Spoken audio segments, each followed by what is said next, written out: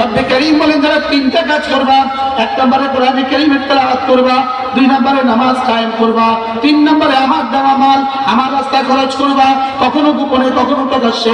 রব্বে কারীম বলেন এই তিনটা কাজ যারা করবা, ইয়ারজুনা তিজারাতান, এরা এমন এক ব্যবসা করবা লাম তাবুর, যে ব্যবসা জীবনে কখনো লস হবে না। বলেন কয়টা ব্যবসা জীবনে কখনো লস নাই? তিন ব্যবসা জীবনে কখনো কি নাই? এক নাম্বার কোরআনে কারীমে তেলাওয়াত। বলেন পড়াইতে 5 বছর আগে কি 30 বছর পরে আজ নারপুর হতে বলতেন ঘরে আর বাতি ঘরে জ্বলে কি যে বলতেন কি কোথাকার বাতি কোথায় জ্বলে। 30 বছর আগে পড়িয়েছে আলহামদুলিল্লাহ, আর এই বাতি আলহামদুলিল্লাহ 30 বছর ধরে চলতেছে। কি ভাই, এই জন্য আমাদের হাত থেকে ছুটতে পারে, ওই পার থেকে আর ছুটার কোনো সম্ভাবনা নাই। আমরা ছোটবেলায় রশি পাকাতাম, রশি একদিকে থাকতো আব্বা, আরেকদিকে থাকতাম আমি। আব্বা বকা দিত, এই ছুটে না যেন, রশিরা মাঝে মাঝে ছুটে যায়। তো আমরা ছুটে গেলে আব্বা বকা দিত, বোকা কথাটা ছুটে কেন। দেখি নিজের হাত থেকে যখন ছুটতো তখন আমরা কি কিছু কইতাম, নিজেই বলতো সরি। তো কোরআনে কারীম হাবলুম মাতিন, কোরআনের এক রশি স্বয়ং রব্বে কারীমের হাতে। মূলত কোরআন কি জিনিস? মূলত কোরআন কি জিনিস? কোরআন আল্লাহ তাআলার কালাম। বলেন কোরআন কি? বলেন কোরআন আল্লাহ তাআলার কালাম। অন্য সমস্ত কিতাব ছিল আল্লাহ তাআলার কিতাব, আর কোরআন হলো আল্লাহ তাআলার কালাম। কালাম হলো আল্লাহ তাআলার সিফাত। কালাম কি? বলেন আল্লাহ তাআলার সিফাত। এজন্য আল্লাহ তাআলা মুতাকাল্লিম বিসিফাতিল কালাম। আল্লাহ তাআলা মুতাকাল্লিম কালাম সিফাতের দ্বারা। আল্লাহ তাআলা যেমন কাদিম, কোরআন তেমন কাদিম। কাদিম শব্দের অর্থ কি? গায়রু মাসবুক বিল আদম। কাদিম শব্দের অর্থ কি? আমরা যেটা কাদিম মানে পুরাতন বলি, এটা সেটা নয়। কাদিম শব্দের অর্থ গায়রু মাসবুক বিল আদম, যেটার আগে কোনোদিন আদম ছিল না। কাদিম শব্দের সহজ বাংলা তর্জমা ছিল, আছে, থাকবে। বলেন কাদিমের সহজ বাংলা তর্জমা কি? বলেন বলেন কোরআন ছিল, কোরআন আছে, কোরআন থাকবে। প্রশ্ন কোরআন কতদিন ধরে ছিল? কোরআন আল্লাহ যতদিন ধরে আছেন কোরআন ততদিন ধরে ছিল। কোরআনের বয়স 1450 বছর নয়, কোরআনের লফজির বয়স 1450 বছর। কোরআনের নফসির বয়স আল্লাহর বয়স যত, কোরআনের কারীমের বয়স তত।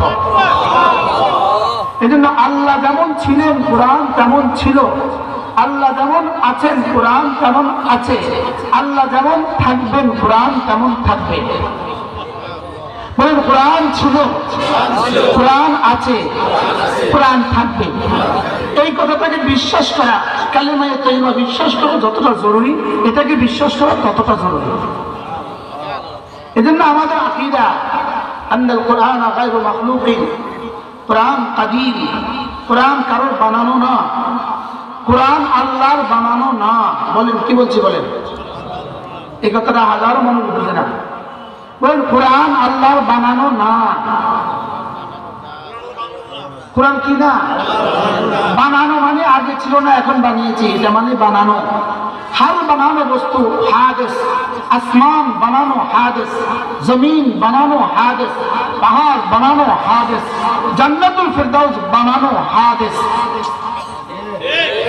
জান্নাতুল ফিরদাউস কি? বানানো, বানানো। জান্নাতুল ফিরদাউস মাখলুক, জান্নাতুল ফিরদাউস বানানো, এজন্য এটা হাদিস। জান্নাতুল ফিরদাউস ছিল না, আছে, থাকবে। জান্নাতুল ফিরদাউস ছিল না, আছে, থাকবে। আসমান ছিল না, আছে, থাকবে না। জমিন ছিল না, আছে, থাকবে। পাহাড় ছিল না, আছে, থাকবে। আমেরিকা ছিল না, আছে, থাকবে না। ইসরায়েল ছিল না, আছে, থাকবে না। ভারত ছিল না, আছে, থাকবে না। জান্নাতুল ফিরদাউস ছিল না, আছে, থাকবে, থাকবে। বুঝে নিতে হবে। জান্নাতুল ফিরদাউস ছিল না, আছে, থাকবে। আমেরিকা ছিল না, বলেন আছে, থাকবে না। ইন্ডিয়া ছিল না, আছে, থাকবে না। বাংলাদেশ ছিল না, আছে, থাকবে না। কোরআন ছিল, আছে, থাকবে। বলতেছে ক্লাস পাস। বলেন জান্নাতুল ফেরদাউস কি ছিল না, আছে, থাকবে, থাকবে। জান্নাত আর কখনো ধ্বংস হবে না, সুবহানাল্লাহ বলেন। লেকিন কোরআন কোরআনের বয়স 1450 বছর নয়, কোরআনের বয়স রব যত বয়স কোরআনের বয়স তত। এবার রবের বয়স কত দিন? হুয়াল আউয়াল ওয়াল আখির ওয়াল যাহির ওয়াল বাতিন লাইসা মিন ক্বাবলিহি শাই ওয়া লাইসা মিন বাদিহি শাই ওয়া লাইসা মিন ফাওকিহি শাই ওয়া লাইসা মিন দুনিহি শাই। রব্বে কারীমের আগে কেউ ছিল না, রব্বে কারীমের পরে আর কেউ হবে না। এজন্য কেউ যদি ফুদিয়ে কোরআনে কারীম নিভিয়ে দিতে চায়, তার বাবাও পড়বে, তার নিজেও পড়বে, সন্তানও পড়বে, প্রজন্মও পড়বে, লেকিন কোরআন পড়বে না। কি হয়? এজন্য সারা পৃথিবী মিলে চেষ্টা করেছে, সারা পৃথিবী, পুরো আমেরিকার সমস্ত সমর শক্তি দিয়ে, পুরো ব্রিটেনের সমস্ত শক্তি দিয়ে, পুরো ফ্রান্সের সমর শক্তি দিয়ে, পুরো ইসরায়েলের সমস্ত সমর শক্তি দিয়ে ফিলিস্তিনকে পৃথিবী থেকে মুছতে চেয়েছিল। শেষ তক 19 জানুয়ারি 2025 ফিলিস্তিন ইসরায়েলের নেতানিয়াহু খুনকার প্রেসিডেন্ট শেষ তক নাকে খত দিয়ে পরাজয়ের গ্লানিতে সই করে আলহামদুলিল্লাহ পালাতে বাধ্য হয়েছে। আপনি কি বুঝলেন? 19 জানুয়ারি 2025 পৃথিবীকে নতুন পয়গাম শুনিয়েছে। আগামী পৃথিবী কোরআনের পৃথিবী, আগামী পৃথিবী মুসলমানদের পৃথিবী, আগামী পৃথিবী ইসলামের মুসলমানদের পৃথিবী। ইনশাআল্লাহ, বলেন ইনশাআল্লাহ। এজন্য ইউরিদুনা লিইউতফিউ নূরাল্লাহ, ফুদিয়ে নিভিয়ে দেবে ইসলামের প্রদীপ, ফুদিয়ে নিভিয়ে দেবে কোরআনের কারীমের প্রদীপ। এটা কিয়ামত পর্যন্ত হবে না, হবে না, হবে না, এটা হবে না। এটা হবে না। এই জন্য পার্বত্য চট্টগ্রামকে যদি ছিনিয়ে নিতে চায়, হবে না, হবে না, হবে না, হবে না। সারা দুনিয়ার সমস্ত শক্তি দিয়ে তোমরা ফিলিস্তিনকে ছিনিয়ে নিতে পারো নাই, আমাদের পার্বত্য চট্টগ্রাম ছিনিয়ে নিতে পারবে না। বলেন না ইনশাআল্লাহ, বলেন ইনশাআল্লাহ, আরো করে বলেন ইনশাআল্লাহ।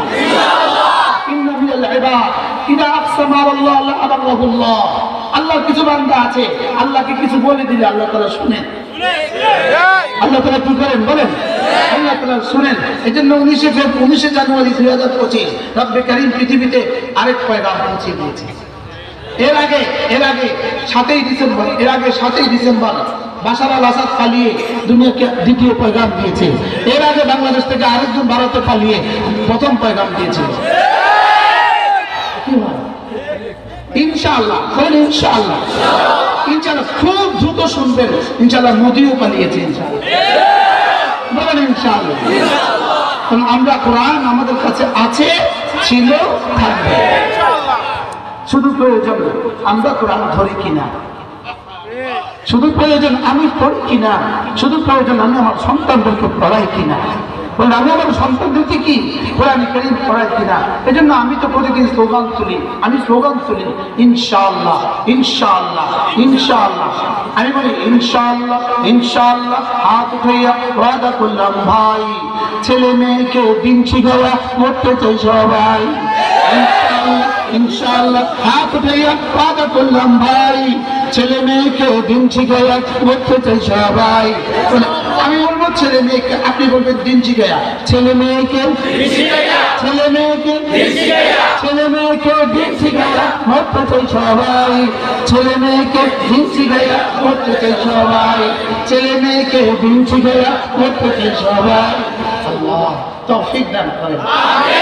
কি হয়, আমার হুজুরের পাশে বসে আমি জবান দরাজি করছি, লেকিন ভালোবাসা আমিও আবেগ আপ্লুত, আর আমি হুজুরের কাছ থেকে কোরআন কারীম পড়ছি।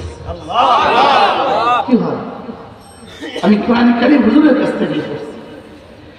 এজন্য রব্বে কারীম বলেন ইন্নাল্লাযীনা ইয়াতলুনা কিতাবাল্লাহ ওয়া আকামুস সালাহ ওয়া আনফাকু মিম্মা রাযাকনাহুম সিররান ওয়া আলানিয়া ইয়ারজুনা তিজারাতান লান তাবুর লিওয়াফিয়াহুম উজুরাহুম ويزيدهم من فضله والله غفور شكور رب করিম বলেন যারা তিনটা কাজ করবা, এক নম্বরে কোরআনে কারীমের তেলাওয়াত করবা, দুই নম্বরে নামাজ কায়েম করবা, তিন নম্বরে আমার দেওয়া মাল আমার রাস্তায় খরচ করবা, কখনো গোপনে কখনো প্রকাশ্যে।